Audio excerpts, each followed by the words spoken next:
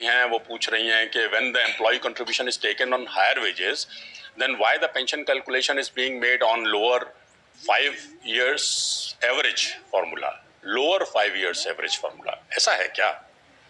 नहीं, ये थोड़ा सा समझने का वो है। जैसा मैंने आपको पहले बताया था कि जो पेंशन योजना है वो एक कॉमन पूल, एक कॉमन फंड पर आधारित योजना है। नमस्कार दोस्तों EPS 95 मिनिमम पेंशन बढ़ोतरी की एक और नए वीडियो में आपका बहुत बहुत स्वागत है।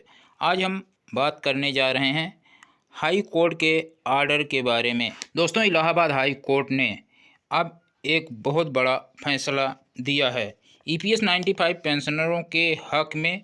यहाँ पर इलाहाबाद हाई कोर्ट ने बताया है कि जो पेंशन है वह पेंशन पेंशनर का हक है, उनका अधिकार है, ना कि सरकार इन पेंशनरों पर कृपा कर रही है।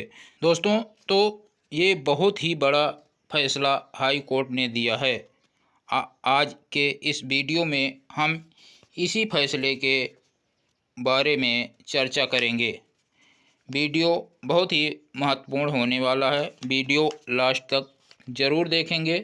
तो यहाँ पर आप देख सकते हैं कि यह एक पेपर की कटिंग है। इसमें इलाहाबाद हाई कोर्ट का जो फैसला इस पेपर में छापा गया है, यह एक पेपर की कटिंग है। इसमें इलाहाबाद हाई कोर्ट का फैसला जो आया है वो पेंशनर का अधिकार के बारे में अपडेट किया गया है। यह बहुत ही बड़ी खबर है EPS 95 पेंशनरों के लिए। आप देख सकते हैं, पेंशन कर्मचारियों का अधिकार है, हाई कोर्ट का आदेश।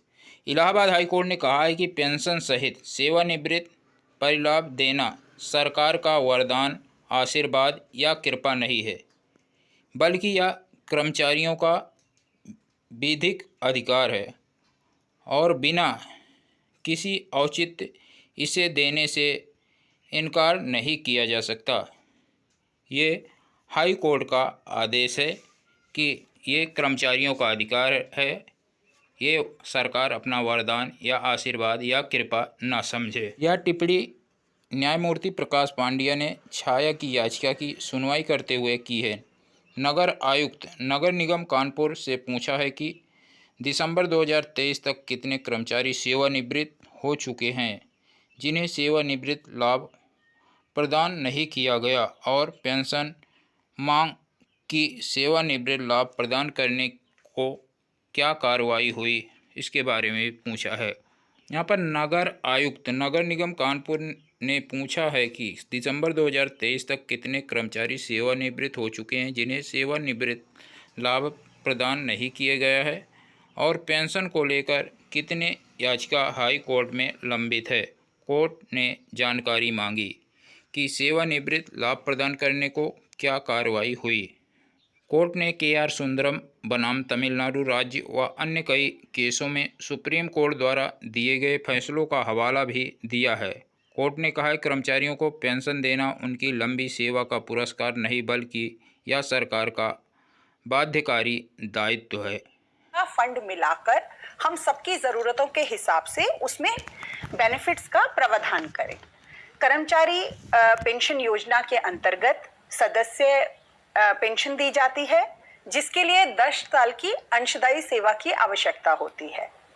अगर सदस्य की आकस्मिक मौत हो जाती है तो परिवार पेंशन दी जाती है, जिसमें शुरू में जो पति या पत्नी है उनको पेंशन मिलती है और साथ में एक समय में 2 बच्चों को पेंशन मिलती है। अगर माता पिता दोनों ही नहीं रहें तो ये जो बच्चों को पेंशन दी जाती है, बाल पेंशन, इसे हम ऑर्फन पेंशन में कन्वर्ट कर देते हैं, जिसमें उसका अमाउंट फिर अकॉर्डिंगली प्रोपोर्शनेटली बढ़ जाता है। जहां परिवार नहीं है वहां ऐसा सदस्य जो अविवाहित है या किसी अन्य कारण से अब उसके परिवार में कोई नहीं है, वहां नॉमिनी को पेंशन दी जाती है। और इसीलिए ई नॉमिनेशन करना बहुत आवश्यक है। स्पेशली जो हमारे सदस्य हैं जिनका अभी विवाह नहीं हुआ है, हमारी उनको हमेशा यही एडवाइस रहेगी कि वो अपना नॉमिनेशन अवश्य कराएं, ताकि ईश्वर ना करे अगर कोई दुर्घटना हो तो हमारी तरफ से जिसको भी वो लाभ दिया जाना है उसको लाभ दिया जा सके।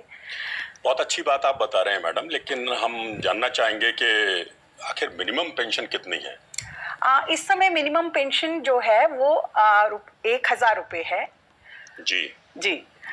देखिए, बहुत सारे सवाल आ चुके हैं। मैं चाहूँगा कि एक एक सवाल भी साथ साथ लिया जाए। मैं चाहूँगा कि इसको थोड़ा स्क्रॉल डाउन करें, मुझे शुरू का सवाल दिखाएं। एक PSU से सवाल था, बिल्कुल शुरू का दिखाएं। तो उसमें एक सवाल था कि जो हायर वेजेस पे, हाँ ये सवाल है, थोड़ा नीचे करिए इसको। सुरेंद्र विनोचा जी का, are PSU employees who contributed on higher wages towards company contribution are eligible for higher pension or not? Ma'am देखिए, हायर पेंशन के संदर्भ में आप सभी को जैसे पता है कि सुप्रीम कोर्ट ने एक निर्णय दिया था, जिस निर्णय के कारण कुछ अवधि के लिए लोगों को ये सुविधा दी गई थी कि जो सदस्य 2014 में सर्विस में मौजूद थे, उससे पहले से सर्विस ज्वाइन कर चुके थे और 2014 के आगे भी हमारे सदस्य बने हुए थे, वो यदि चाहें तो वो अपना ऑप्शन दे सकते थे। तो उसमें हमारे पास 17.5 लाख से भी अधिक आवेदन आए हैं। अब आप खुद सोचिए 17.5 लाख कितनी बड़ी संख्या है। तो लोगों ने इसमें आवेदन दिया है। हमारे सभी फील्ड ऑफिसेस उन आवेदन पर उचित निर्णय ले रहे हैं। यहाँ जरूरी बात यह है कि जब हम किसी का हायर पेंशन का एप्लीकेशन एग्जामिन करते हैं तो हमें यह देखना पड़ता है, जैसा आपने कहा PSU के एम्प्लॉय हैं, तो कई PSU जो हैं उनके अपने ट्रस्ट थे तो ट्रस्ट के अपने रूल्स भी रहे होंगे।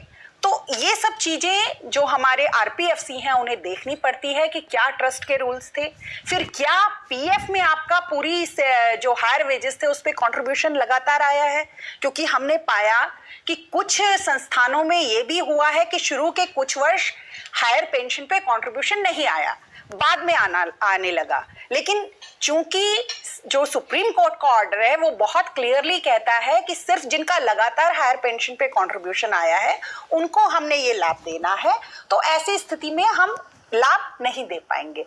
तो जो भी एम्प्लॉय, जो भी सदस्य या जो भी स्थापना वहां से जो आवेदन आया है, यदि वो एलिजिबल पाया गया तो उसको अवश्य पेंशन दी जाएगी हायर वेजेस पे। और हम ऑलरेडी हजारों लोगों को ये पेंशन दे रहे हैं, हायर सैलरी के ऊपर जो पेंशन दे रहे हैं वो ऑलरेडी हजारों PPO इशू हो चुके हैं। मुझे लगता है कि हम लोग जो है वो हर पेंशन और हर केस को एग्जामिन करके उस पे एक स्पीकिंग ऑर्डर पास कर रहे हैं, शायद ऐसा कुछ है। जो स्पीकिंग ऑर्डर है वो 2014 से पहले जो नौकरी छोड़ चुके थे उनके लिए स्पीकिंग ऑर्डर है। जो इन्होंने कहा 2014 के बाद वाले जो केसेस हैं उनके लिए सिर्फ एक निर्णय दिया जाएगा, उसमें स्पीकिंग ऑर्डर नहीं है। लेकिन आपको logically we will tell you कि रीजन अगर आपका निरस्त होता है, अगर आपका अप्रूव होता है तो आपको एक डिमांड लेटर मिलेगा जिसमें आपको बताया जाएगा कि आपने कितनी राशि या तो जमा करनी है या आपने हमें अलाउ करना है, हमें आपने परमिशन दे देनी है कि हाँ हम आपके PF से वो पैसा पेंशन फंड की तरफ डाइवर्ट कर दें। करेक्ट। तो जिनकी सही होगी एप्लीकेशन, जो एलिजिबल निकलेंगे उनको डिमांड लेटर्स आएंगे, और जिनकी नहीं होंगी उनके पास रिजेक्शन आएगा और उनको रिजेक्शन के रीजन भी बताए जाएंगे। बहुत अच्छी बात आपने बताई और हमारे दर्शक लगातार हमसे जुड़ते जा रहे हैं, संख्या बढ़ती जा रही है। और मैं देख पा रहा हूं कि कुछ लोग जो है वो पेंशन से अलावा मामलों पर भी सवाल पूछ रहे हैं। तो मेरा उन सबसे अनुरोध है कि आज का सेशन स्पेशली पेंशन के लिए है, तो कृपया पेंशन तक अपने आप को सीमित रखें। पेंशन के अलावा जो भी सवाल हैं वो या तो हमारे जो कंप्लेंट पोर्टल है EPFIGMS उस पर आए या किसी दूसरे माध्यम का है। वो पूछ रही हैं कि when the employ contribution is taken on higher wages then why the pension calculation is being made on lower 5 years average formula, lower 5 years average formula, ऐसा है क्या? नहीं, ये थोड़ा सा समझने का वो है। जैसा मैंने आपको पहले बताया था कि जो पेंशन योजना है वो एक कॉमन पूल, एक कॉमन फंड पर आधारित योजना है। तो सभी सदस्यों का जो कंट्रीब्यूशन आ रहा है वो एक पूल में जा रहा है, उसी में से बेनिफिट दिए जा रहे हैं। इसका मतलब है हमें हर साल ये लेखा जोखा करना पड़ता है कि जो फंड है उसमें जो पैसा आ रहा है वो सफिशिएंट है या नहीं, क्योंकि हमें सिर्फ जो आज रिटायर हो रहा है उसे पेंशन नहीं देनी। जिसने आज ज्वाइन किया है, जिसकी उम्र सिर्फ 20 साल है, उसने एक दिन रिटायर होना है, फिर वो रिटायर होने के बाद भी लगातार पेंशन लेता रहेगा। तो हमारे किसी भी दिन को जितने भी एग्जिस्टिंग मेंबर्स होते हैं, हम प्रत्येक वर्ष एक एनुअल वैल्यूएशन कराते हैं, उसे annual valuation of the fund कहते हैं। सेंट्रल गवर्नमेंट ये कराती है क्योंकि स्कीम सेंट्रल गवर्नमेंट की है, तो भारत सरकार इसके लिए एक वैल्यूअर को नियुक्त करती है जो तो यहाँ पे इलाहाबाद हाई कोर्ट ने बड़ी बात कही है कि ये सरकार को देना ही पड़ेगा, ये वरदान ना समझें, ये पेंशनधारकों का अधिकार है। ये EPS 95 पेंशनधारकों की पेंशन देनी ही पड़ेगी। दोस्तों यदि ये वीडियो पसंद आए तो वीडियो को लाइक करेंगे, चैनल पर नए हैं तो चैनल को सब्सक्राइब कर लेंगे। मिलते हैं नेक्स्ट वीडियो में, भी के लिए धन्यवाद। जय हिंद, जय भारत।